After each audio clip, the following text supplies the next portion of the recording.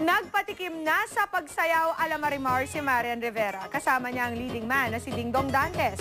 Makichika kay Aubrey Carampel.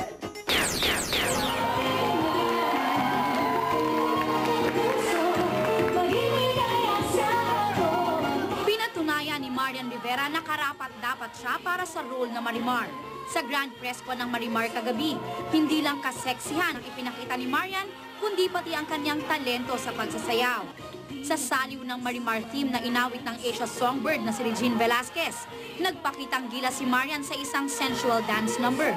Kapartner ang leading man na si Dingdong Dantes. Pero patikim pa lang daw ito sa mapapanood sa Marimar na magsisimula na sa Lunes. Before, hindi ako nagpapakita ng skin. Dito nagpapakita ako ng skin, ng cleavage. So, medyo may pagka-dating talaga siya.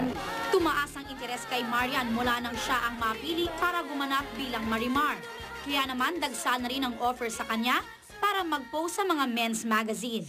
Handa na nga ba siyang makipagsabayan sa pagpapasexy? Hindi ko sinasara yung isip ko na gagawin ko yun. Pero gusto ko kapag ginawa ko, yung buo yung loob ko na kapag nakita ko yung magazine, oh, sexy pala ako. Gusto ko ganun yung maramdaman ko. So.